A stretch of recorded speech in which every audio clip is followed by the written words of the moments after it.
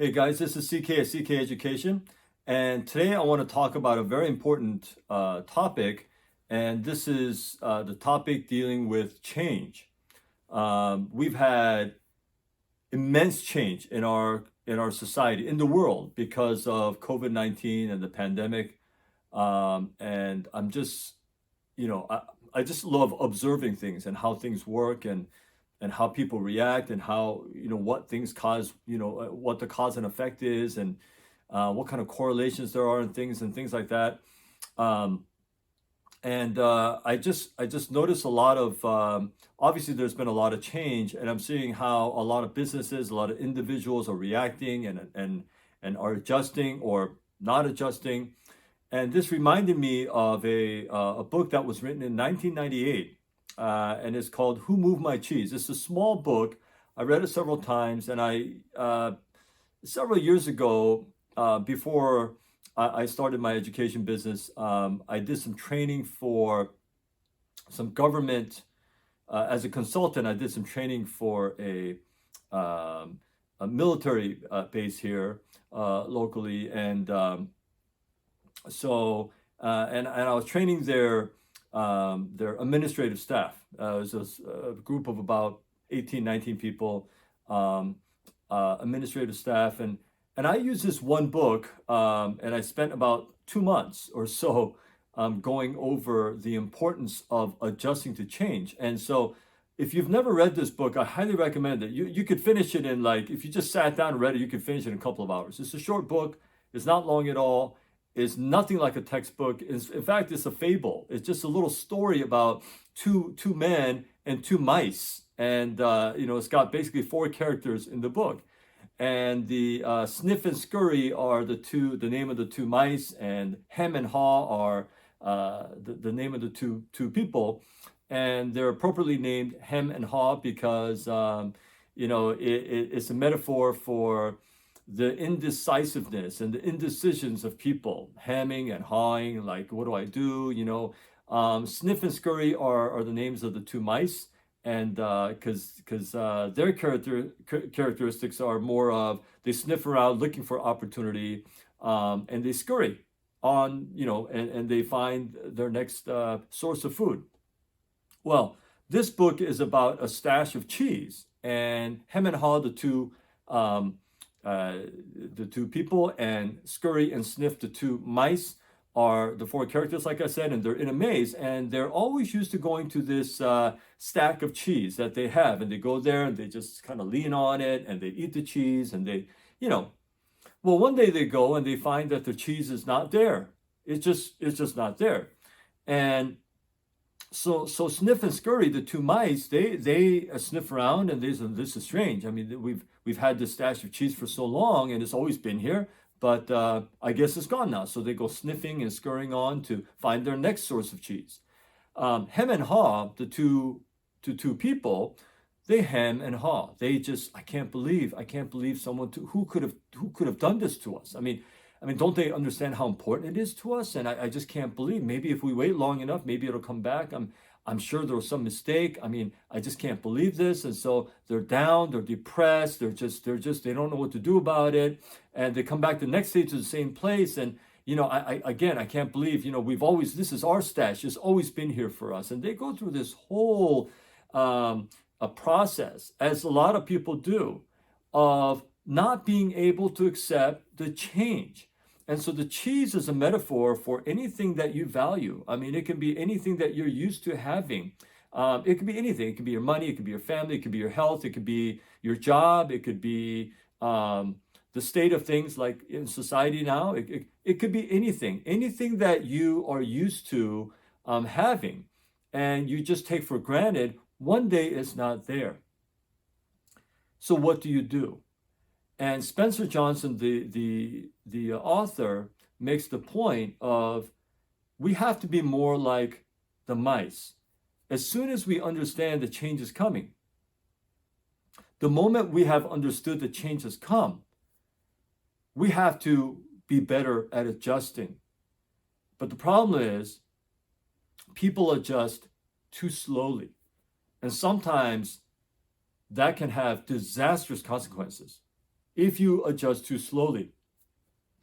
If you, worse yet, some people deny that they don't even want to accept the fact that their cheese has moved. Well, I'm sure it'll come back. I'm sure there's some explanation. They just can't accept the fact that the cheese in their life has moved. It's not coming back. And this is such an important concept that like I said, I literally spent 2 or 3 months just talking to the staff about this one thing. Change will come. Someone said a long time ago that the only constant in life is change. Change will come. Your health will change. Your relationships will change. Your kids will change. They'll grow up. You will change. Your job will change. Your employer will change. Your money situation will change. The world will change. Society will change. Pandemics will come. Pandemics will go. Things will change. The world will change. It's not a matter of will things change. It will change.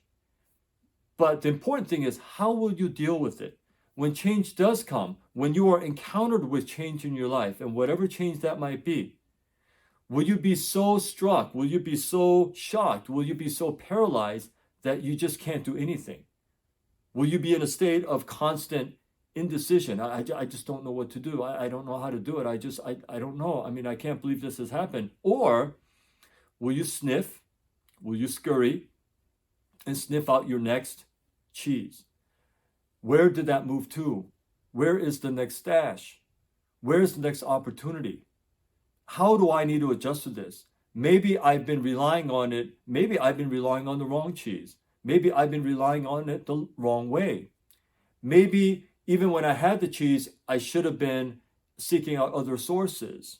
Maybe if it's an income thing, maybe, you just have to accept the fact that things will change and you have to adjust quickly.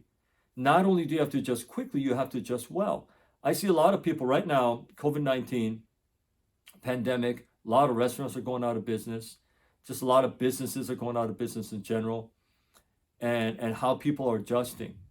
And as usual, I see people blaming external factors. It's this and it's that and it's this and it's that and so many things. And I'm not saying there's not external factors. There are absolutely external factors in life, in business, in everything that will affect what you do and how you live and what you're used to. That there's no doubt about that. But again, it is only up to you to do something about that. If I'm in a constant state of denial, which is the worst, or blaming, or complaining, or whining, and I'm just stuck in that, and I'm not looking for other opportunities, I'm not learning anything new, I'm not going around, sniffing around, scoring around, and trying to, do the next thing, maybe try to pick up another thing, then you're not doing what you need to do. I've heard so many people say, well, I just wouldn't know what to do, if I didn't do this. I really had no business being in this position, but years ago, I was an IT project manager. And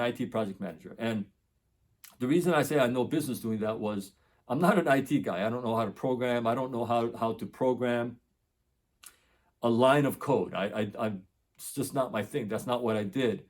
I was not a software engineer or anything like that. But I was an IT project manager because I could manage people and systems and processes. And so I was in that position for about a year. I really didn't like it. That was not my thing. But I do remember that as I was leaving that was my final salaried position. And then that was my last one. And then I left and I went off and I created my own business and education and things like this. But I remember vividly, I was leaving, it was the last day, and I was saying goodbye to everybody, thanking people, and we went out to lunch and everything. And there was this one programmer there, and he's a really good guy. And we were just talking. I was at his cubicle, we were just talking, and he says, so Charles, what are you going to do? What are you going to do? And I said, I'm not really positively sure yet. I mean, I got a lot of ideas, I got things in mind, but I'll probably start doing a lot of different things, and I'll continue some of the things I have been doing, and I'll try new things, I'll learn new things, but I'm not absolutely sure as of right now. But, I'll do something. I'll figure something out. And he says to me, I think that's so weird that you could do that. You know, and I said, what did you mean? What do you mean? And he said, well, because if I ever stop doing IT, like if I ever stop becoming a programmer, I have no idea like what I would do. And there is nothing else that I think I could do to make money. And I think a lot of people fit into and can empathize with my with that person, with that worker. Man, if I couldn't do this, what else could I do? There's nothing else I could do. But what happens with that kind of thinking is that you constrain yourself into you sort of block yourself in, you lock yourself into such a narrow definition of your capabilities that you almost create your own problem. Well, I can't do anything else. Even if you thought that you couldn't do anything else, at least if you think, but I'm a smart person. I mean, I can learn different things. I mean, if I could do engineering, why can't I do that? If I could do IT, why can't I do that? If I have a master's degree in information systems, then why can't I could do that. I could learn something new. I think it's more of a fear of what if I do that and I fail. I don't think it's so much I don't know how to do it. These are smart people. I'm sure they can learn how to do it. But it's that fear of the unknown. But if I go out, what if I do that and I fail? See, I'm pretty good at this. I'm pretty good at the programming. But then what if I go do that and I suck at it and people laugh at me? I think that is the bigger fear. The underlying problem is not so much it's not their lack of capabilities to learn something new. It's that their lack of willingness to do so and their lack of willingness to put themselves out there because they so fear failure. I don't really fear failure like that in that regard. I don't fear that. I don't really care if people laugh at me. I mean, I really don't. People who know me know I don't care. Like I'm not deterred by, someone says something or someone's, criticized, or even if it's a compliment. Compliments, they're wonderful, but I let them roll off right off of me, and criticism's the same way. I let them roll off right off of me. Now, that doesn't mean I'm not self-critical. I do try to be very self-critical and understand what things I need to improve if I'm thinking of something the wrong way. And I do invite feedback. I think that's very, very important to learn from everybody and everything in life. But just criticism in and of itself, what people might say about me, what people might think about me if I do a certain thing, I don't really care. I think that's really a waste of energy. I say to my students all the time, many, many years ago, when I was first starting out my career as an engineer, believe it or not, engineers always don't make that much money. And so I was getting up at 5 a.m. and I'd go and to work, and I get back home at like 5:30. So I'd work 12 hours. I mean, by the time I leave home and I come back, it's like 12 hours. And so, but the funny thing was, back then I needed like $500 more a month. I just needed $500 more a month. So like every month, I just need $500. And so what I do, I was like sniff and scurry. Sniffing around, scurrying around. What do I got to do? I'm not thinking about, well, I don't know why they don't pay me enough. I can't believe they should pay me more, blah, blah, blah. It doesn't matter. I'm getting paid what I'm getting paid. I need $500 more a month. So I was living in an apartment with my wife at the time, and I would go in front of, there was like a strip mall, there nearby. And so like a plaza, they had like Domino's Pizza and, stuff like that. So, so I went to the Domino's Pizza one day and I said, hey, you guys hiring? And to make a long story short, I became a Domino's Pizza delivery driver. I have absolutely no shame in saying that. And I know people who bow their heads in shame, like, oh yeah, I used to work over there. I'm like, yeah, I used to work over there. I mean, I used to be like 2-3 nights a week. I went and delivered pizza, and it was quite an experience. And on top of that, and I was a full-time engineering member, so I did that. And on top of that, I tutored a couple of kids during the week. This is all while I was working full-time, getting up at 5 o'clock in the morning and working 12-hour days as an engineer. Now, I share that story a lot with my students because to say, look, some of my students, they bow their heads in shame when they tell me that, yeah, well, I mean, my mom, she's a server at a restaurant. Or, yeah, my dad, he's like a laborer at like a construction company or something, as if these are shameful things. And I said, first of all, why are you saying it like that? There's no shame in that. It's honest work, you know? And I tell them proudly, I said, look, my parents, they were immigrants. My parents, my mom was worked at a gift store at the airport at one point. They were both janitors at one point. My mom worked at a Safeway bakery at one point. I have no shame in that. I mean, there's no shame in that. I have absolutely, in my head, there's zero shame in saying that. And I don't know why people feel like that's a shameful thing to say sometimes. So yeah, I was a Domino's pizza driver and I was proud of it. I don't think that's any lower of a job than the president of the United States.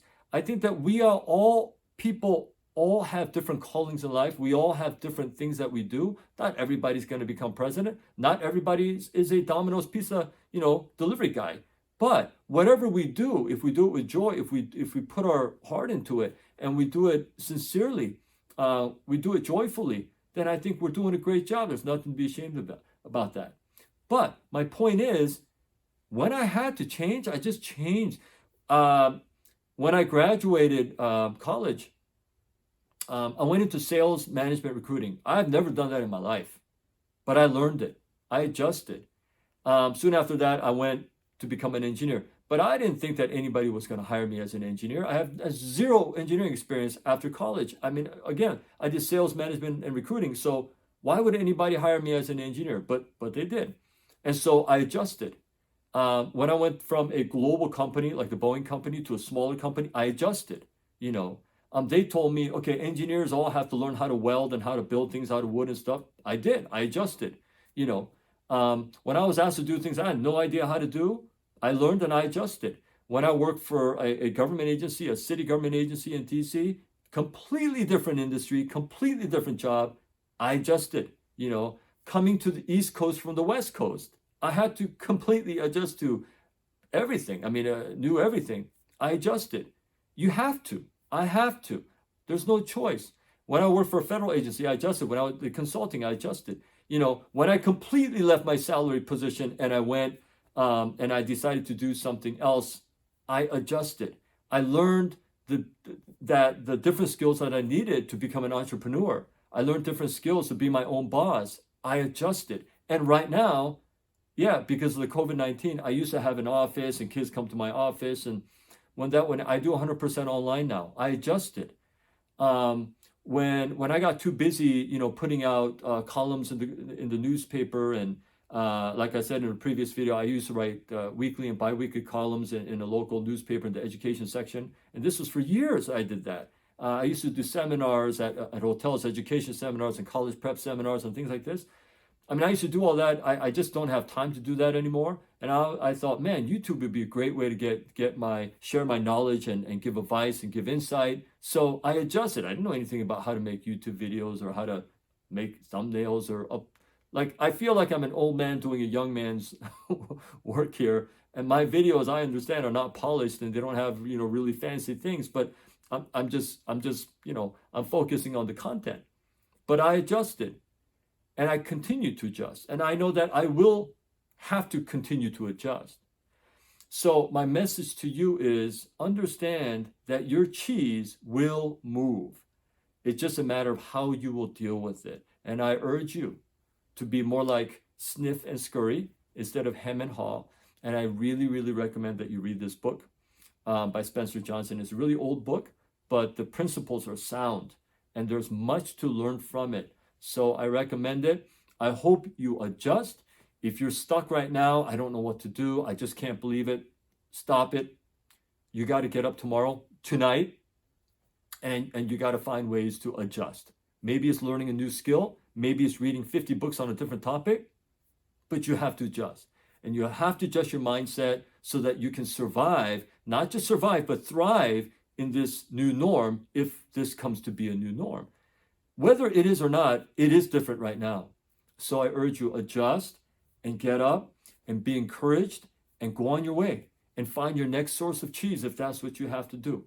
And if you do that, I think you'll be happier, you'll be more successful, and you'll be just more, self-responsible. And that's very, very important. So I hope that this was helpful to you. I hope that it was encouraging. I hope you learned something. Maybe it was challenging. Regardless, these videos are to try to help you, and I hope you were helped. So again, thanks for this. Turned out to be a little bit longer than I thought, but I was planning. But I appreciate you watching this video up to this point and staying with me. And until my next video, please stay well.